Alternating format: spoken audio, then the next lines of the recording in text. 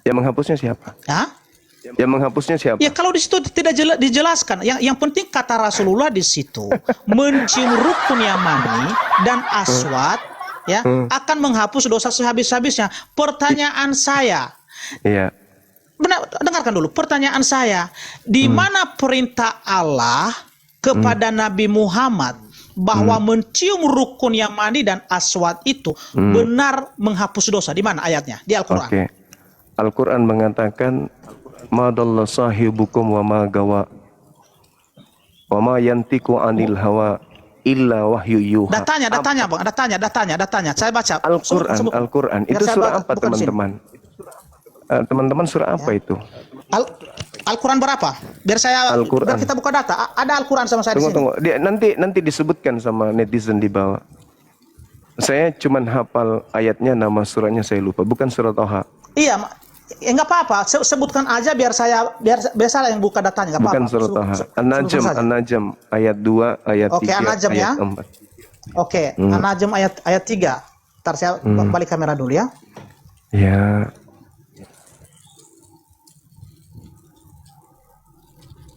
Bisa juga ayat bil bayyinati An-Nahl ayat 44.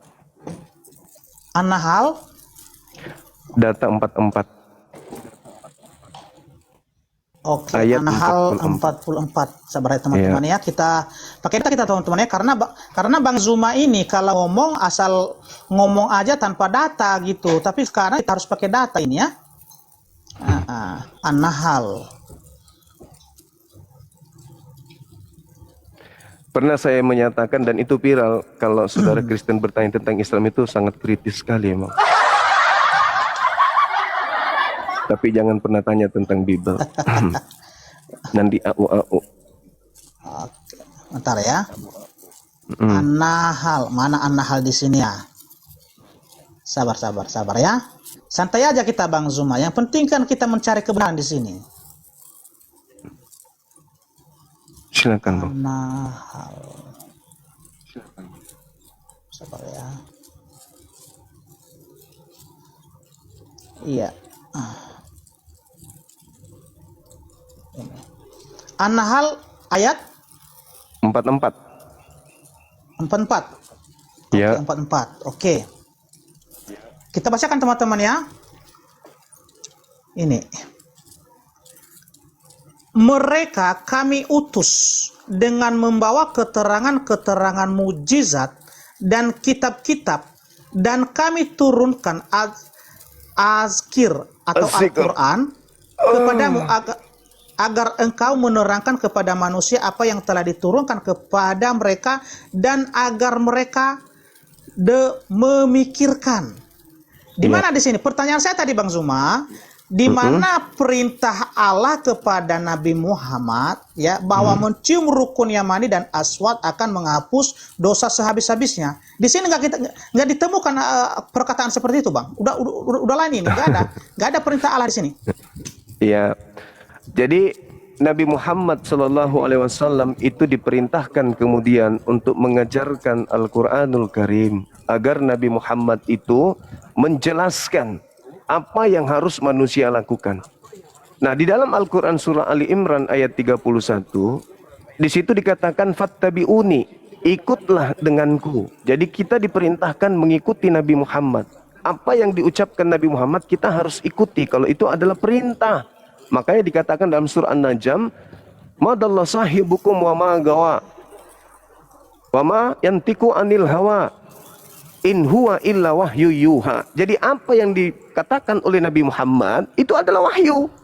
Ketika diperintahkan sesuai dengan hadis yang tadi, menyentuh Hajar Aswad itu adalah menghapus dosa. Maka kita harus ikut. Kita harus ikut. Ada legalitas dari Allah untuk ikut kepada Nabi Muhammad. Apa yang disampaikan oleh Nabi Muhammad menjadi satu hukum, ikut. Maka dosa-dosamu akan dihapuskan. Ali Imran ayat 31. Jelas itu. Jadi Al-Quran itu pokok, sub-sub pokoknya itu kemudian dirincikan oleh baginda Rasulullah Muhammad SAW. Maka untuk menghapus dosa, kalian menyentuh kemudian Hajar Aswad. Siapa yang menghapus dosa? Allah Subhanahu wa taala karena mengikuti perintah beliau. Begitu abangku, sederhana. Jadi tak ada, ini intinya di sini bukan batu yang Anda kan mau tahu kenapa batu menghapus dosa? Tak ada dalilnya batu menghapus dosa. Tapi menyentuh, beribadah, tunduk kepada perintah, datang dari Makassar ke sana untuk menyentuh itu karena Allah, maka dosa-dosa dihapuskan. Sama bang, sama. Ketika di dalam Yesaya 6, nomor 7 itu sama persis. Coba Anda baca. Begitu juga Keluaran 29 nomor 12, 13, 14 membakar kotoran sapi itu adalah korban penebus dosa. Sama dengan Imamat 1 nomor 2 katakan kepada orang Israel apabila hendak dosanya dihapuskan maka hendaklah mereka menyembelih domba, kambing, sapi. Apakah sapi itu yang menghapus dosa? Menyembelih dan menyentuh. Satu menyembelih sapi, satu menyentuh batu Hajar Aswad. Sama kedudukannya. Tunduk kepada perintah. Ya, oke. Begitu. Ya, tanggapi ya. Oke, saya tanggapi ya. Ya. Ya, menyembelih korban, ya, menyembelih binatang, ya, sapi, domba, ya, dan lembu di Perjanjian Lama itu adalah perintah Allah, perintah Tuhan, ya. Jadi semua perintah Tuhan itu memang harus kita taati, kita lakukan. Makanya para nabi itu melakukan hal yang demikian. Sedangkan tadi yang kita bacakan ya di hadis ya 53 di hadis itu tidak ada perintah Allah kepada Nabi Muhammad di situ. Lalu sekarang pertanyaannya, kenapa beraninya Nabi Muhammad ya? Dengarkan dulu bang, ya. Kenapa beraninya Nabi Muhammad mengatakan bahwa mencium rukun Yamani dan Aswad akan menghapus dosa sehabis-habisnya? Ya, sedangkan tidak ada satu ayat pun di dalam Al-Quran Allah memerintahkan Muhammad ya mencium rukun Yamani dan Aswad. Kan ya, tahu dari mana Muhammad? Anda tadi tahu dari mana Muhammad itu bahwa itu menghapus dosa? An-Najm ayat 2, 1, 2, 3, 4. Kan tadi saya udah bilang abangku. Bil bayyinati waz zubur wa anzalna ilaika dzikr. Kita buka datanya teman-teman. Pasti kritis berapa? Kalau bahas Islam. Nanti saya juga minta perintah ya. Menghapus dosa ya bang ya. Menghapus dosa dengan membunuh Yesus ya. Saya minta perintahnya juga ada dari Elohim ya. Boleh ya? Kuat nggak dengan pertanyaan? Boleh. Kita bahas nanti itu. Baik. An-Najm berapa? An-Najm ayat 1, 2, 3, 4, 5 dan seterusnya. An-Najm 1, 2, 3. Oke, sabar ya. Kita buktikan teman-teman ya, biar jangan Bang Zuma ini menjadi pendusta ya, bahwa ada perintah di dalam ayat Al-Qur'an ya. Oke ya. Oke. Silakan.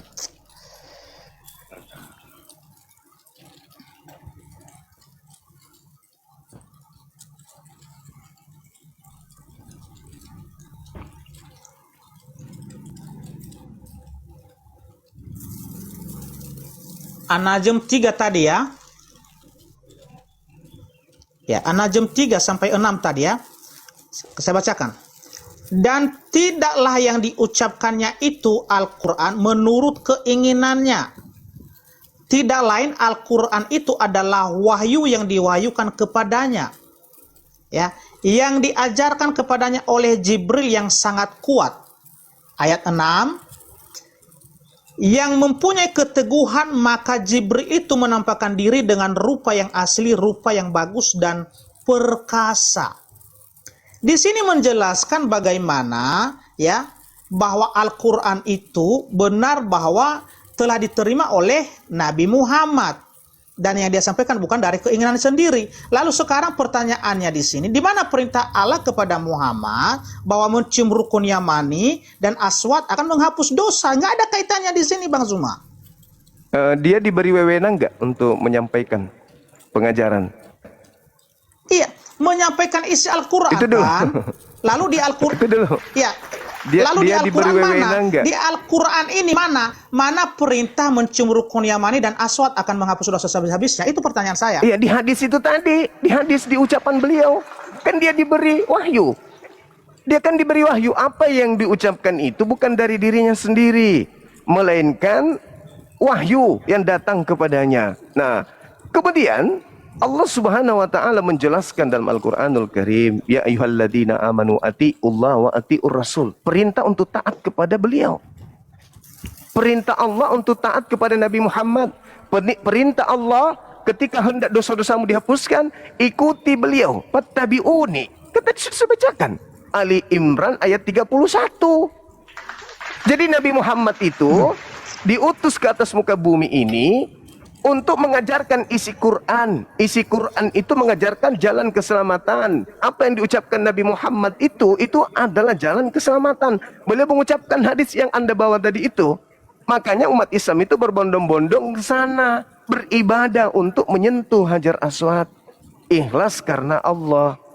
Makanya diperintahkan atiullah wa atiur rasul. Taatlah kepada Allah dan taatlah kepadaku. Aku memerintahkan, aku mengajarkan, aku mengajak kamu untuk menyentuh Hajar Aswad agar pencipta langit dan bumi menghapuskan dosa-dosamu. Jelas kok itu.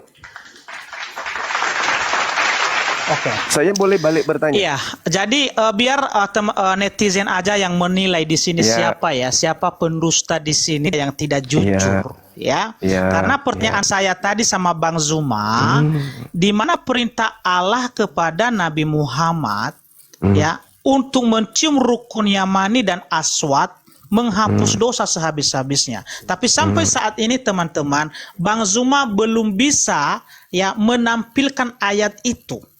Ya, ini dia di sini hanya ya artinya menafsirkan ayat-ayat Al-Qur'an, mengaitkan bahwa itu adalah perintah. Padahal sudah kita baca sendiri tadi, ya. Jadi begini sekarang Bang Zuma. Jujur aja Bang Zuma itu bahwa tidak ada perintah kepada Nabi Muhammad ya mencium rukun Yamani dan Aswad itu. Jadi itu adalah atas kehendak dari Nabi Muhammad sendiri, bukan perintah Allah. Kan begitu. Madallah sahibukum wa ma gawa wa ma yantiku anil hawa. Apa yang diucapkan itu bukan dari hawa nafsunya sendiri. In huwa illa wahyu yuha. Kecuali selain daripada wahyu. Itu jelas Al-Quran mengatakan itu kok. Tapi kalau Anda mengatakan tidak ada, ya itu kan Anda Kristen. Wajar Anda paham. Pasti Anda menolaknya saudaraku. Sekarang boleh saya balik nanya. Sederhana pertanyaan saya. Boleh silakan. Oke. Boleh silakan. Kalau tadi kami kan jelas tuh, fattabi'uni, ikutlah kepada Nabi Muhammad, kan gitu. Banyak dalil di dalam Al-Qur'anul Karim yang menjelaskan ya ayyuhalladzina amanu atiullaha wa atiur rasul. Perintah mengikuti rasul yaitu Nabi Muhammad. Itu legalitas langsung dari Allah. Yesus memiliki legalitas dari Elohim di tengah-tengah kaum Bani Israel. Paulus menuliskan 13 buku sebagai pedoman hidup kekristenan yang menghantarkan Kristen berbondong-bondong menyembah kepada sosok Kristus. Ada tidak kemudian perintah Elohim Tuhannya Yahudi untuk ikut kepada Paulus, pendiri agama saudara? Silakan. Itu aja kok. Silakan. Jangan tatap saya begitu, Bang.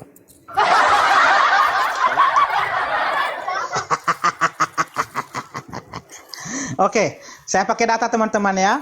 Boleh. Karena sekalipun Bang Zuma di sini nggak bisa menampilkan data, nggak apa-apa sih kita ladenin aja. Ya kita hormati Bang Zuma ya. Jadi saya pakai data di sini ya. Iya, silakan Abang. Perintah Elohim ya kepada manusia agar mengikuti teladan Paulus. Silakan. Oke. Sabar ya.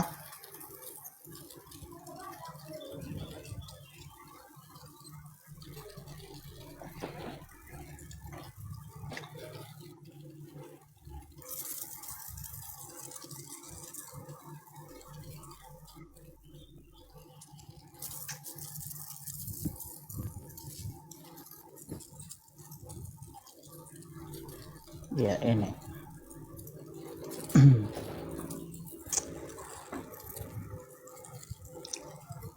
Ini perintah ya, karena Elohim itu adalah Tuhan Yesus sendiri. Saya buktikan nanti dengan data-data Alkitab ya. Ini. Kisah para Rasul 9 ayat 15. Oke. Tetapi firman Tuhan kepadanya, pergilah, sebab orang ini adalah alat pilihan bagiku untuk memberitakan namaku kepada bangsa-bangsa lain serta raja-raja dan orang-orang Israel. Ya, aku sendiri akan menunjukkan kepadanya betapa banyak penderitaan yang harus ia tanggung oleh karena namaku. Ya. Jadi di sini adalah pernyataan Tuhan Yesus sendiri sebagai Elohim, ya, sebagai Allah. Ya, ketika Tuhan Yesus telah terangkat ke surga. Ya. Saya buktikan sekarang bahwa Tuhan Yesus adalah Tuhan dan Allah. Oke? Di mana pernyataan Yesus? Bukan waktu dia di bumi, tapi ketika di surga. Ini, ya. Wahyu 22 ayat 13. Ini perkataan Tuhan Yesus, ya. Aku adalah Alfa dan Omega, yang pertama dan yang terkemudian, yang awal dan yang akhir. Ya, ini adalah pernyataan Tuhan Yesus sendiri tentang siapa dirinya. Ya, sehingga ayat ini, ya, kalau kita klik di sini, siapa yang mengatakan dirinya adalah yang awal dan yang akhir?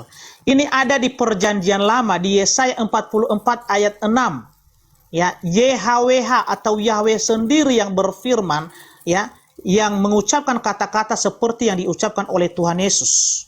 Ya, ini adalah Elohim. Ya. Beginilah firman Tuhan, Raja dan Penebus Israel, Tuhan semesta alam. Akulah yang terdahulu dan akulah yang terkemudian. Tidak ada Allah selain daripadaku. Ya, ini adalah jelas pernyataan dari Yahweh. Tuhan Yesus pun mengatakan hal ini juga. Aku adalah Alfa dan Omega, yang pertama dan yang terkemudian, yang awal dan yang akhir. Makanya di Kisah Rasul 9, ya, Kisah para Rasul 9 ayat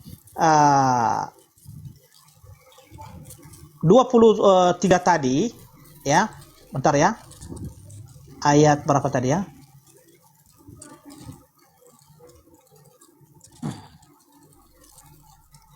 Nah, ini, ya. Di Kisah para Rasul 9 ayat 15, ya, sampai dengan 16 tadi adalah Elohim sendiri, karena Tuhan Yesus itu telah kembali kepada kemuliaannya ketika Tuhan Yesus sudah di surga ini. Ya. Jadi adalah perkataan Elohim, perkataan Tuhan Yesus kepada Rasul Paulus. Sudah Bang Zuma, silakan. Oke, baik. Saya minta Elohim bukan Yesus. Kan kalau kesaksian Yesus itu kan udah kita sebut tadi. Yang pertama, beratnya Paulus itu harus melangkahi beberapa tembok tinggi. Yang pertama, Yesus berkata, jikalau aku bersaksi tentang diriku sendiri, maka kesaksianku itu tidaklah benar.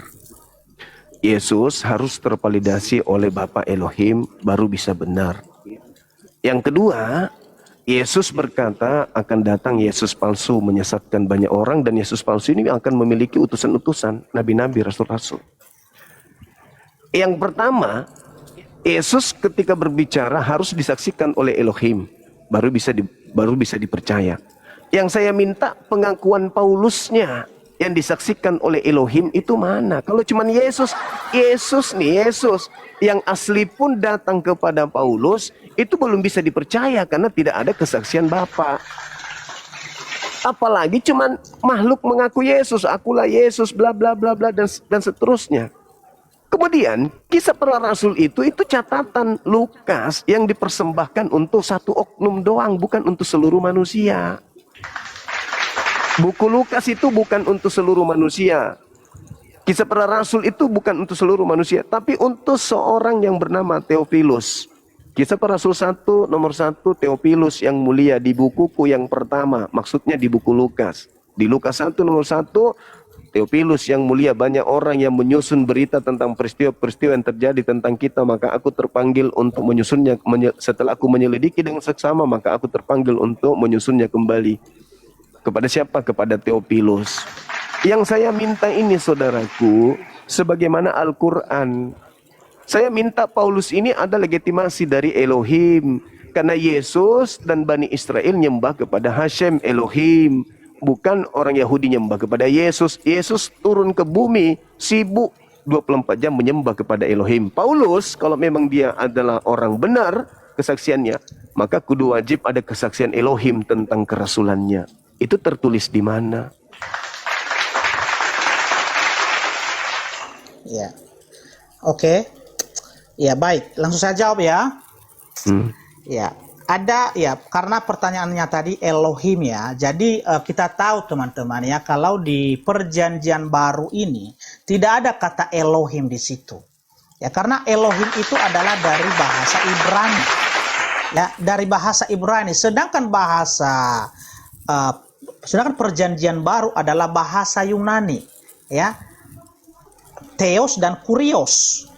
Ya. Jadi sedangkan Rasul Paulus ini adalah ya, dia ada di Perjanjian Baru. Jadi jelas tidak ditemukan kata Elohim di sini.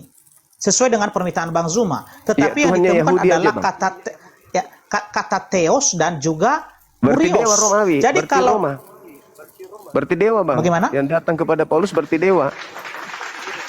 Bukan dewa. Nah, kan ya, tidak boleh menyebut, tidak boleh menyebut sembarangan nama Tuhan Yahudi. Ketika dia datang Tuhannya Yahudi itu kemudian kepada orang-orang Romawi, ya harus menggunakan Elohim, tetap Hashem. Kenapa berubah jadi Theos?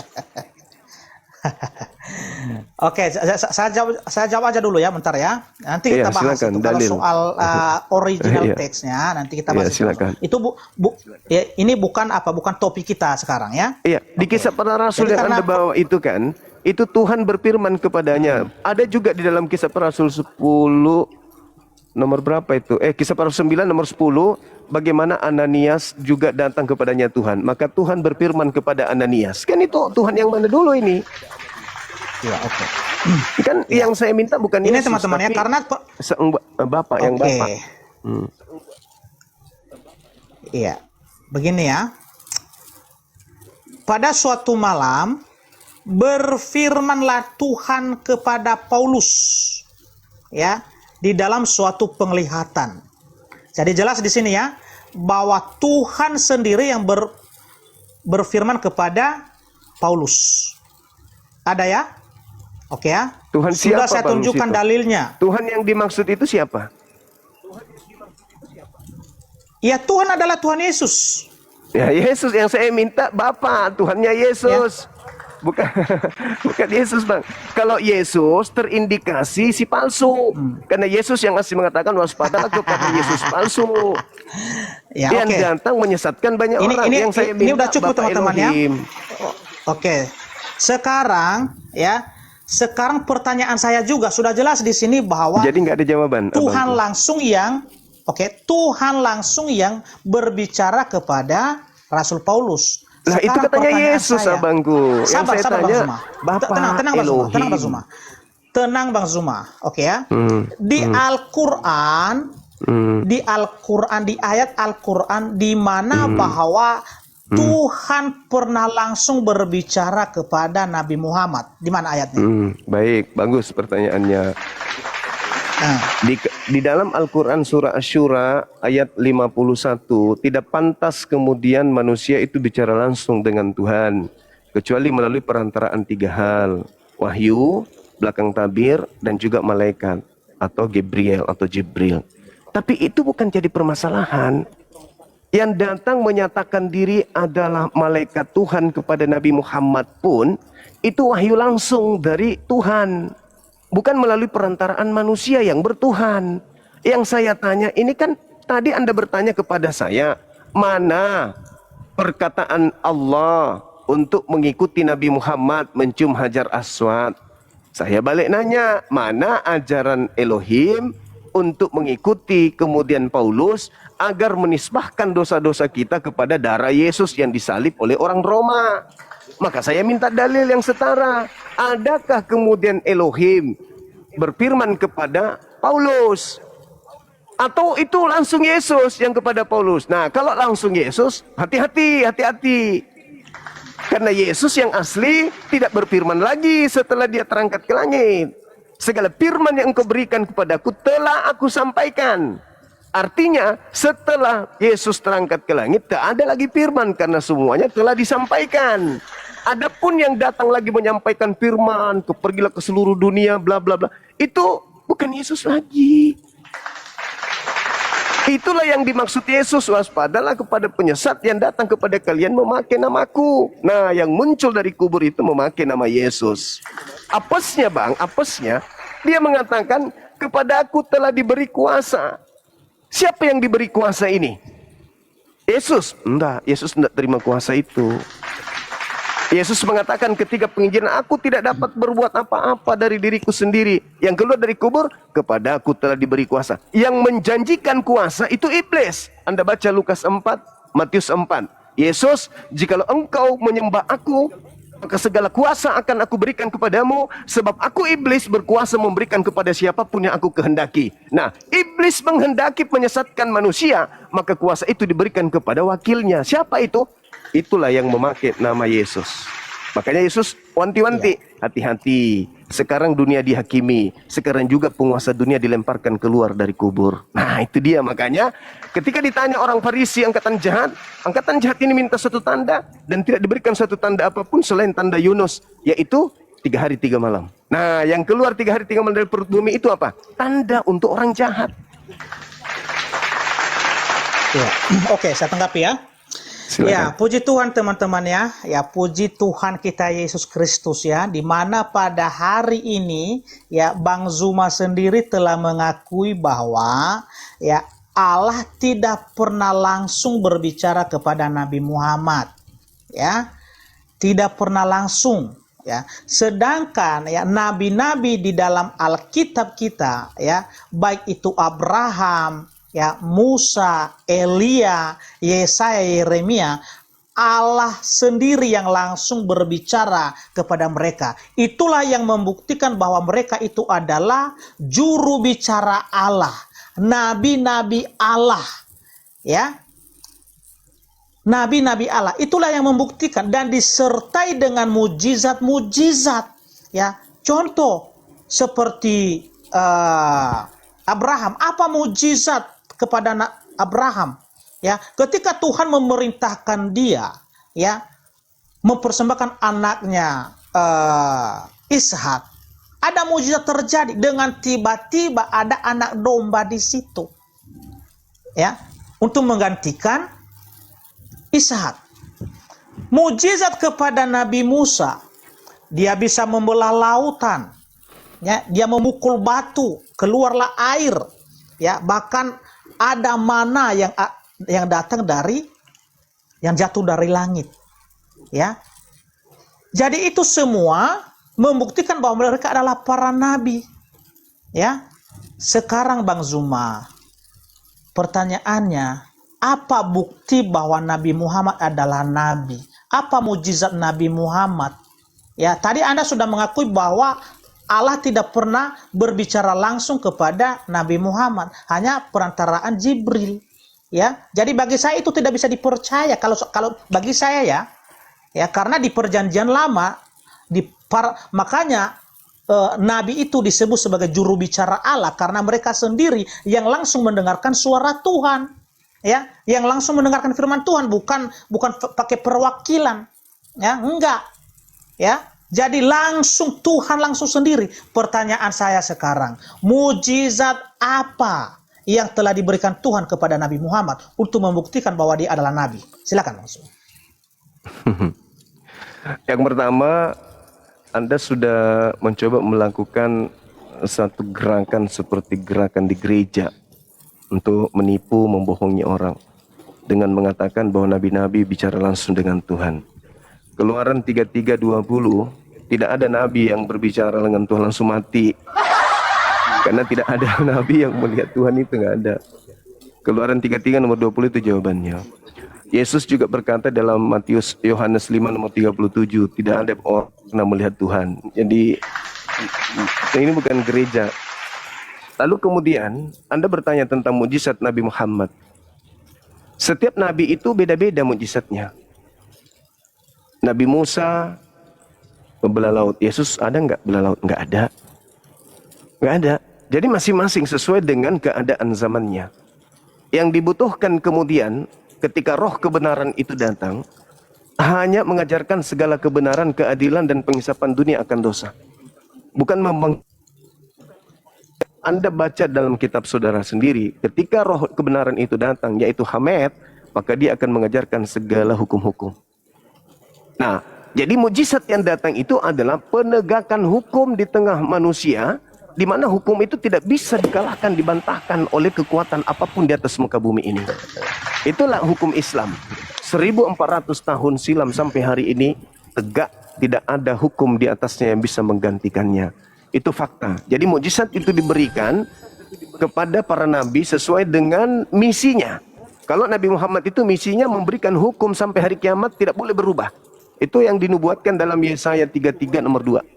Bahwasanya di sebelah kanannya ada api yang menyala-nyala. Itulah api yang menyala-nyala ini adalah hukum yang kemudian membakar semua hukum jahiliyah yang ada di depannya. Itulah Islam. Jadi mukjizat Nabi Muhammad itu adalah Al-Quran.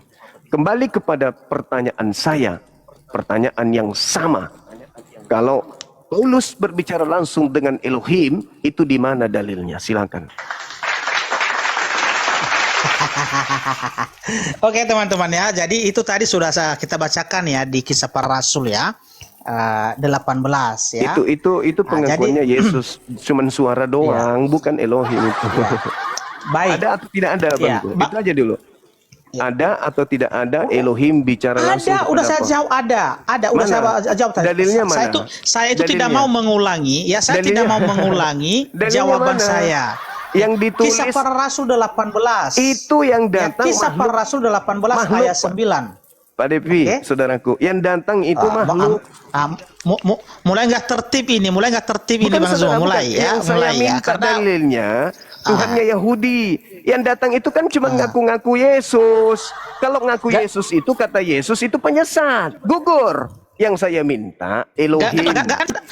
Tadi Bang Zuma panjang lebar ngomong tadi Bang Zuma, saya nggak potong. Enggak, saya minta sekarang dalil kan. Giliran untuk berbicara, Bang Zuma dengarkan. Saya minta dalil, Bang. Saya minta dalil. Dari tadi pun di mana tuh? Di mana Tuhannya Yahudi? Dalilnya. Ini dalilnya ini. Kisah Para Rasul 18 ayat 9. Itu adalah makhluk yang ngaku Yesus. Tadi kan udah Yesus aja, Bang. Yesus aja berfirman, saudaraku. Yesus berfirman menyampaikan firman kepada muridnya. Yesus hanya rasul. Apalagi yang datang kepada Paulus ini bukan Yesus. Hanya ngaku Yesus. Yang saya minta bukan makhluk yang ngaku Yesus itu. Gantian kita ngomong. Yang saya minta. Udah gantian. Tuhannya Yahudi yang berfirman langsung kepada Paulus itu di mana? Silakan. Oke. Ya udah. Diam ya, saya ngomong ya. Oke. Ya. Baik. Ya. Kisah Para Rasul 18 ayat 9 ya. Ini adalah Alkitab atau firman Tuhan yang kami percaya 100% adalah wahyu dari Tuhan, firman dari Tuhan. Jadi kalau Bang Zuma tidak menerima itu sah-sah saja karena ini bukanlah imanmu. Oke?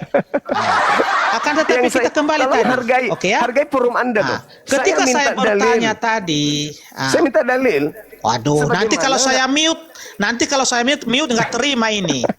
Ya, kalau saya nggak terima nanti ini mute terus. Kalau tidak ada bilang aja nggak usah dipaksakan. Nggak ada Elohim. Ada, udah saya tunjukkan. Kisah Para Rasul 18 ayat 9. Jadi diam dulu lah. Ya udah, silakan. Jangan diskusi kita itu berakhir dengan nggak kondusif ya. Artinya mari kita mulaikan tadi di awal dengan baik, kita akhir dengan baik, oke ya? Ya. Jadi begini teman-teman ya. Bang Zuma tadi ya sudah mengakui bahwa tidak ada mujizat kepada Nabi Muhammad. Oke, tidak ada mujizat. Ini bohong lagi nih, bohong lagi. Anda jangan berbohong, tidak bagus. Karena kenapa?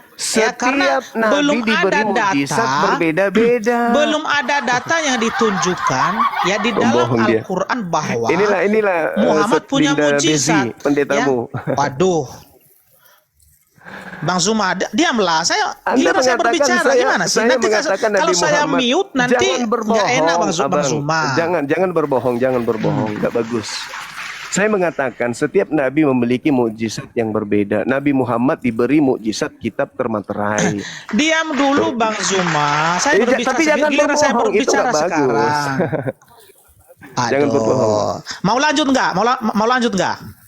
Lanjut, tapi tunjukkan bukti di mana Elohim berfirman kepada Paulus sehingga Paulus melahirkan 13 bukunya. Ingat di dalam Kisah Para Rasul 18 nomor 9 itu bukan tadi Kisah bukan Para Rasul Theos.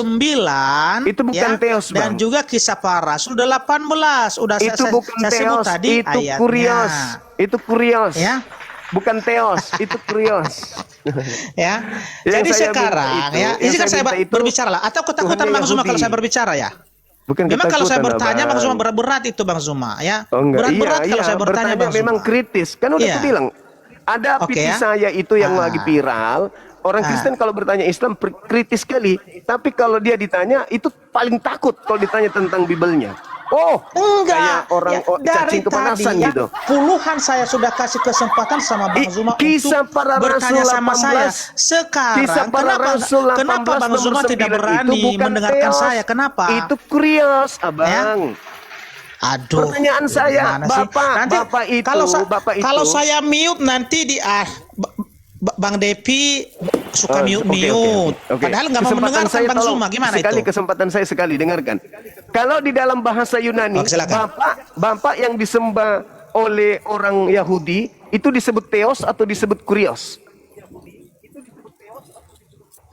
Kalau dalam bahasa Yunani Perjanjian Baru disebut Theos atau disebut Kurios? Theos, kurios. Juga. Di dalam Kisah Para Rasul 18 nomor 9 bukan Theos tapi Kurios. Yang saya minta Theos berfirman langsung kepada Paulus itu di mana? Nggak ada ya Bang ya? Nggak ada ya? Udah. Nggak ada? Nanti kita berbicara ya. Nggak ada ya. atau ada? Ini Bang Zuma sudah saya hargai Bang Zuma di sini. Ya kan? Jadi artinya kita itu jangan saling motong-motong Bang ya. Saya itu kalau diskusi ya saya membutuhkan orang yang kondusif, yang tertib. Ya karena kita di sini adalah memberikan edukasi. Kan begitu. Ya, bukan cakar-cakaran, bukan ribu-ribu seperti ini. Itu tidak menunjukkan bahwa kita itu dewasa dalam hal diskusi kalau seperti ini, Bang. Oke? Jadi marilah kita dewasa ya kan dalam berdiskusi. Ya kan kita saling mendengarkan. Ya, nggak apa-apa kita berdebat, nggak apa-apa sih. Tetapi alangkah banyak kita saling mendengarkan, kan begitu, ya. Oke, saya bernarasi ya, Bang Zuma sudah selesai ya. Silakan. Oke, iya. Tadi pertanyaan saya sama Bang Zuma, buktikan sama saya bahwa Nabi Muhammad punya mujizat, karena Nabi itu pasti punya kelebihan dengan manusia-manusia biasa, disertai dengan mujizat-mujizat. Ya, seperti Tuhan Yesus itu, ya, membuktikan bahwa dia bukan hanyalah manusia biasa, ya. Lazarus yang telah mati selama 4 hari sudah dikubur, dia bisa bangkitkan itu. Ya, orang yang buta sejak lahir, ya, dia bisa membuka matanya. Ya, bahkan mujizat yang terbesar adalah dia bisa bangkit dari antara orang mati. Itulah mujizat. Apalagi dengan Musa tadi, Elia, ya. Elia mujizat apa yang terjadi yang dilakukan oleh Elia? Ya ketika dia melawan Nabi Baal yang 450 orang, ya, dia sanggup menurunkan api dari langit membakar korban yang telah ia sediakan di atas mezbah. Itu mujizat dari Nabi Elia. Begitu juga dengan nabi-nabi yang lain. Ya, sekarang ya, Nabi Muhammad mujizatnya apa? Kata Bang Zuma tadi mengatakan bahwa mujizat Nabi Muhammad itu adalah hukum-hukum yang telah diberikan oleh Tuhan, yaitu adalah Al-Quran. Aduh Bang Zuma lupa bahwa kedua loh batu yang diterima oleh Musa di Gunung Sinai itu berisi hukum-hukum Tuhan juga. Berisi ketetapan-ketetapan Tuhan juga. Tetapi Musa tidak pernah mengklaim itu bahwa itu adalah mujizat. Itu bukan mujizat tetapi hukum-hukum Tuhan Bang Zuma. Itu firman Tuhan, bukan mujizat namanya itu. Ya, karena hukum ke-10, hukum moral itu sudah cukup sempurna itu. Ya, sudah sempurna. Hukum pertama apa? Jangan ada padamu Allah lain di hadapanku. Hukum yang kedua, jangan membuat bagimu patung yang menyerupai apapun. Hukum yang ketiga, jangan menyebut nama Tuhan Allahmu dengan sembarangan. Hukum keempat, ya, ingat dan kuduskanlah hari Sabat. Hukum kelima, hormatilah ayahmu dan ibumu. Hukum keenam, jangan membunbun. Hukum ketujuh, ya, jangan berzina. Hukum kedelapan, jangan mencuri. Sampai ke-10 itu sudah sempurna, Bang Zuma. Jadi tidak pernah dijadikan itu adalah mujizat. Mujizat ini adalah, ya, yaitu tanda-tanda besar yang dilakukan oleh tangan manusia, oleh pemberian Allah itu, bahwa itu membuktikan bahwa orang itu adalah utusan Tuhan, nabi Tuhan, ya, bukan kitabnya yang dianggap mujizat, ya. Kalau kitab itu adalah hukum-hukum yang berisi firman Tuhan, itu bukan mujizat, Bang Zuma. Aduh, di sini aja sudah gagal, Bang Zuma, memahami apa pertanyaan saya, ya. Sekarang buktikan aja, ya, mujizat apa yang pernah dilakukan oleh Nabi Muhammad. Itu pertanyaan, Bang Zuma. Silakan. Sekali lagi saya katakan kepada saudara, mukjizat yang tersisa di bumi ini yang berasal dari langit itu tinggal satu. Yang tersisa hanya yang ada di Nabi Muhammad. Tongkatnya Nabi Musa itu sudah tak ada. Jubahnya Yesus itu sudah nggak ada. Sisa Al-Quran. Tak ada lagi yang lain. Maka di atas muka bumi ini, apa yang pernah terlontar dari mulut seorang Nabi Muhammad sampai hari ini 1400 tahun silam tidak pernah goyah oleh hukum apapun di atas muka bumi. Kalau dikatakan bahwa mujizat itu harus membangkitkan orang mati, Nabi Muhammad bukan orang mati lagi yang dia bangkitkan, yang dia hidupkan. Dia pernah memakan kambing yang sudah direbus. Bicara kambingnya. Tapi kami tidak perlu jual-jual yang kayak gitu-gitu. Gak perlu. Tidak perlu kami menjual yang kayak gitu. Itu bukan sesuatu yang kemudian menjadi pokok dalam agama Islam. Yang menjadi pokok itu adalah bagaimana hukum itu datang ke bumi ini. Kan yang kita butuhkan itu sekarang hukum. Saking hebatnya hukum itu, sampai lembaga Bible Indonesia harus kelabakan merubah, merevisi supaya bisa menjadi pedoman hidup orang-orang Kristen. Kalau di Islam itu nggak ada merubah, merevisi.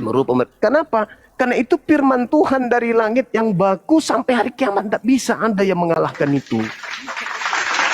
Jadi ajaran Nabi Muhammad inilah mukjizat itu. Ajaran Yesus, mati-matian dia bermukjizat, membangkitkan orang mati, orang lumpuh berjalan. Tapi apa gunanya itu semua? Tuh ajarannya babak belur dihantam Romawi.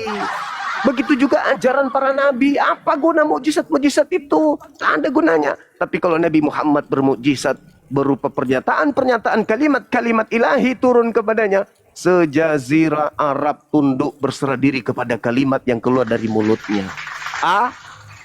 Sejazirah Arab A, B, sejazirah Arab B. Bahkan dunia mengikuti itu semua. Sujud.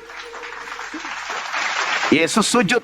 Matius 26 nomor 539. Yesus sujud. Ada orang yang mengaku pengikutnya sujud. Nabi Muhammad sujud. Seluruh penduduk bumi sujud mengikuti. Apakah itu bukan mukjizat?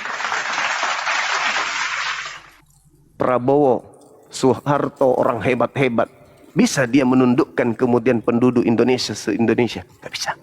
Nabi Muhammad 1400 tahun silam, manusia dengan sombongnya bisa ditarik oleh beliau untuk sujud kepada ajarannya. Itu bang, makanya tadi saya mengatakan bahwa tolong apa yang Elohim sampaikan kepada Paulus 13 buku ini, Anda ternyata nggak sanggup. Ternyata kalau Anda tidak sanggup bahwa Bapa Elohim yang berkarya kepada Paulus, berarti yang berkarya kepada Paulus itu adalah Sibilisisis yang Yesus nubuatkan, waspadalah kepada Kristus palsu yang datang kepadamu memakai namaku dan katakan akulah dia, mereka akan menyesatkan orang banyak. Orang banyak inilah yang disesatkan oleh Kristus palsu ini yang mengaku sebagai pengikut Kristus. Pengikut Kristus artinya pengikut Kristus yang datang kepada Paulus, yang mana yang datang itu bukan Yesus. Jadi Itu pertanyaan saya, abangku. Kalau tidak ada, sudah selesai kita. Nggak usah dilanjut lagi. Ternyata Paulus dengan 13 bukunya itu Iya. hanyalah dari makhluk roh dan bukan dari Elohim. Ya, oke. Baik teman-teman ya. Jadi saya jawab ya, Bang Zuma sekarang ya.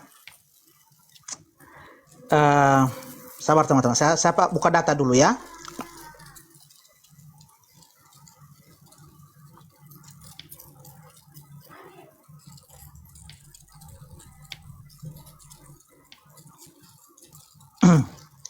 Ya, begini teman-teman ya. Di ajaran Paulus ya, sesuai dengan yang diajarkan oleh Tuhan Yesus ya. Kita baca di sini ya. Ada di Roma pasal 12 ayat 20 ya dan 21. Saya bacakan ya. Ini mengenai ajaran ya, mengenai hukum ya. Rasul Paulus berkata, "Tetapi jika seterumu lapar, berilah dia makan. Jika ia haus, berilah dia minum. Dengan berbuat demikian, kamu menumpukan bara api di atas kepalanya. Janganlah kamu kalah terhadap kejahatan, tetapi kalahkanlah kejahatan dengan kebaikan." Ya, Tuhan Yesus pun mengatakan hal yang demikian juga. Di mana itu? Ya, di Matius 5:46 ayat 47. Ya, saya bacakan ya. Matius 5:46 dan 47. Beginilah firman Tuhan. "Apabila kamu mengasihi orang yang mengasihi kamu, apakah upahmu? Bukankah pemungut cukai juga berbuat demikian? Dan apabila kamu hanya memberi salam kepada saudara-saudaramu saja, apakah lebihnya daripada perbuatan orang lain? Bukankah orang yang tidak mengenal Allah pun berbuat demikian? Karena itu haruslah kamu sempurna sama seperti Bapamu yang di surga adalah sempurna." Jadi di sini Tuhan Yesus memerintahkan kami untuk memusuhi musuh-musuh kami, ya, untuk mengasihi, untuk mengampuni. Begitu juga Rasul Paulus tadi bahkan mengatakan, jika seterumu lapar, berilah ia makan. Jika ia haus, berilah ia minum. Jadi dari ajaran ini, Bang Zuma, tidak ada di muka bumi ini ajaran yang seperti diajarkan oleh Tuhan Yesus dan Rasul Paulus. Ya, akan tetapi mereka tidak pernah mengklaim bahwa ajaran ini adalah mujizat terbesar. Tidak. Sekalipun ajaran itu tidak yang bisa menyaingi di muka bumi ini, tidak ada. Ya, dan tidak ada manusia yang telah menggenapi, yang telah melakukan ajaran itu. Hanyalah Tuhan Yesus di atas kayu salib ketika dia mengatakan, "Ya Bapa, ampunilah mereka karena mereka tidak tahu apa yang mereka perbuat." Artinya ajaran mengampuni musuh tadi, Tuhan Yesus telah melakukan hal itu. Dan itu tidak pernah dijadikan adalah mujizat. Ya, ini ajaran yang luar biasa, Bang Zuma. Makanya ketika orang Yahudi bertanya kepada Yesus, hukum manakah yang paling utama dan yang terutama? Apa kata Tuhan Yesus? Di Markus 12 ayat 30 dan 31. "Kasihilah Tuhan Allahmu dengan segenap hatimu, dengan segenap jiwamu, akal budimu, dan dengan segenap kekuatanmu. Dan hukum yang kedua ialah kasihilah sesamamu manusia." Tidak ada hukum yang lebih utama dan yang terutama daripada kedua hukum itu. Jadi Tuhan Yesus mengajarkan hukum kasih. Ya, tidak pernah diklaim bahwa ya ajaran itu adalah mujizat. Tidak, karena itu adalah hukum. Itu adalah pengajaran. Yang disebut mujizat itu adalah seperti yang dilakukan oleh nabi-nabi, seperti Musa membelah lautan. Apa makna untuk membelah lautan itu? Supaya orang Israel bisa melewati lautan itu. Mereka selamat sampai ke tanah Kanaan dan tidak bisa dikejar oleh prajurit Firaun. Itulah maknanya. Ya, begitu juga Tuhan Yesus itu. Ya, ketika dia memberikan makan orang yang 5.000 orang yang hanya 2 ikan dan 5 roti, apa maknanya? Ya, supaya orang-orang yang lapar pada saat itu ya peroleh makanan, bisa kenyang, ya, dan bisa mereka merasakan kuasa Tuhan itu. Lalu sekarang mujizat Nabi Muhammad apa? Enggak ada, hanya katanya Al-Quran. Bukan mujizat itu Bang Zuma, itu hanya hukum-hukum. Ya, pertanyaan saya tadi, mujizat apa yang dilakukan oleh Nabi Muhammad? Ya, itu jawab dulu itu Bang Zuma. Silakan. Jadi kalau berbicara mengenai mukjizat, sekali lagi saya katakan yang tersisa di atas muka bumi ini tinggal satu, tinggal Al-Quran. Kenapa harus Al-Quran sebagai mukjizat yang datang kepada Nabi Muhammad? Karena berkaitan dengan manusia itu kecerdasan. Manusia ke depannya dari zaman Nabi Muhammad itu akan mencapai puncak kejayaan dengan ilmu pengetahuan. Maka harus ada yang menyaingi ilmu yang mereka temukan itu. Makanya ketika ada temuan, ternyata 1400 tahun silam sudah lebih dulu ditemukan dalam Al-Quran.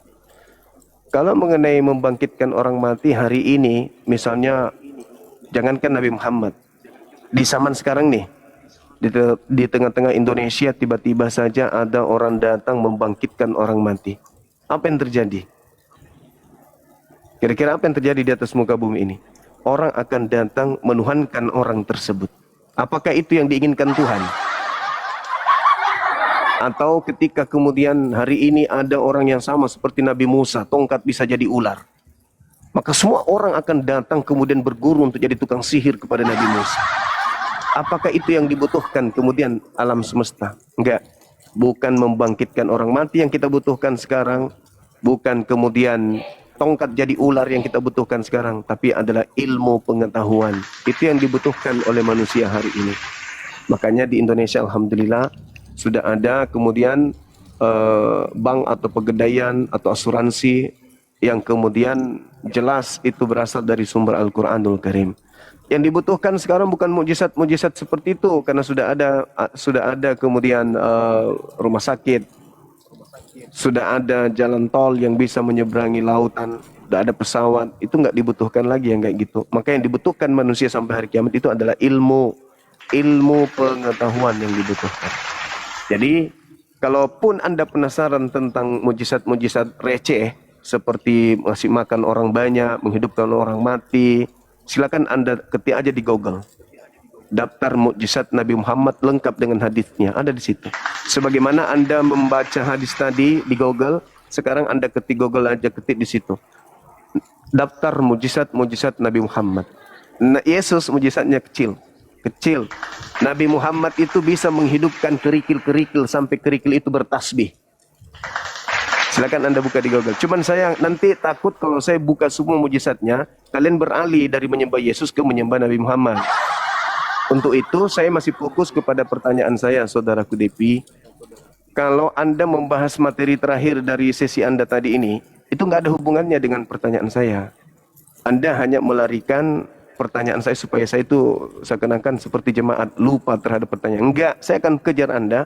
Kalau Paulus sudah mengarang bahwa Torah itu adalah tinja, sampah, tidak ada orang benar karena Torah, lalu kemudian Yesus itu adalah korban penebus dosa-dosa orang jahat, maka saya akan kejar 13 bukunya ini, apakah itu dari Elohim atau itu betul-betul dari makhluk roh yang ngaku Yesus.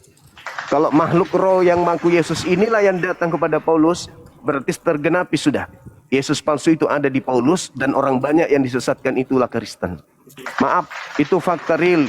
Kecuali Anda bisa membuktikan kepada saya bahwa Elohim, Tuhan yang datang kepada Yesus, Tuhan yang datang kepada Abraham, Isa, Yakub, Musa, itulah yang berfirman kepada Paulus, baru kita gelar tikar untuk mengkaji lebih dalam. Tapi kalau Anda sampai di sini tak sanggup, mentok, maka saya rasa tidak perlu kita bahas lagi. Yang pada prinsipnya orang sudah menyaksikan bahwa ternyata Paulus menerima ajaran-ajarannya, bisikan-bisikannya itu dari makhluk roh, bukan dari Tuhannya Yahudi. Saya kira begitu Bang, waktu saya mau ibadah. Oke. Iya. Lanjut Bang.